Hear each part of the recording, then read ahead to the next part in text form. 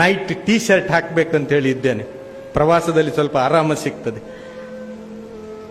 ಈ ಶರ್ಟಿನ ಬಟನ್ ನಾನೇ ಕೀಳ್ತೇನೋ ಅಥವಾ ಬೇರೆಯವರು ಕೀಳ್ತಾರೋ ನನಗೂ ಗ್ಯಾರಂಟಿ ಇಲ್ಲ, ನಿಮಗೂ ಗ್ಯಾರಂಟಿ ಇಲ್ಲ. ಇದು ಸತ್ಯ, ಈ ಲೋಕದ ಸತ್ಯ ಅದು. ಇವತ್ತು ಬೆಳಿಗ್ಗೆ ತಂಬಿಗೆಯಿಂದ ಸ್ನಾನ ಮಾಡಿದ್ದೇನೆ. ಇವತ್ತು ಬೆಳಿಗ್ಗೆ ನಾನು ರಾಯಚೂರಿನಲ್ಲಿದ್ದೆ. ನಾಳೆ ಬೆಳಿಗ್ಗೆ ಬದುಕಿಳಿದ್ರೆ ಬೆಂಗಳೂರಿಗೆ ಹೋಗಿ ಸ್ನಾನ ಮಾಡಬೇಕು. ಆ ಸ್ನಾನ ನಾನೇ ಮಾಡ್ತೇನೋ ಅಥವಾ ಬೇರೆಯವರು ನನಗೆ ಮಾಡಿಸ್ತಾರೋ,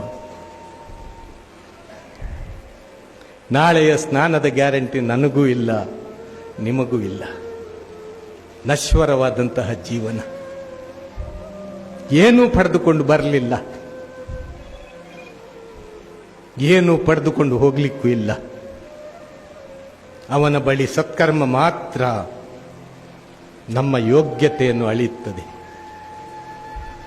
ಸಿಕ್ಕಿದಂತಹ ಒಂದು ಜೀವನ ಸತ್ಕರ್ಮ ಮಾಡಿಕೊಂಡು ಬೇರೆಯವರಿಗೆ ಒಳ್ಳೆಯದನ್ನು ಬಯಸಿಕೊಂಡು ಸಾಧ್ಯವಾದರೆ ಉಪಕಾರವನ್ನು ಮಾಡಿಕೊಂಡು, ಸಾಧ್ಯವಾಗದೇ ಇದ್ದರೆ ಯಾರಿಗೂ ಕೂಡ ಉಪದ್ರ ಮಾಡದೆ ಕಣ್ಣೀರನ್ನು ಒರೆಸುವಂತಹ ಕೆಲಸ ಮಾಡಿ, ಮುಖದಲ್ಲಿ ನಗು ತರುವಂತಹ ಕೆಲಸ ಮಾಡಿ ಈ ಜಗತ್ತಿನಿಂದ ತೆರಳಿದ್ರೆ, ಬರುವಾಗ ಈ ಜಗತ್ತಿಗೆ ಅಳತಾ ಬಂದಿದ್ದೆ, ನನ್ನ ಕುಟುಂಬ ನಗ್ತಾ ಇತ್ತು.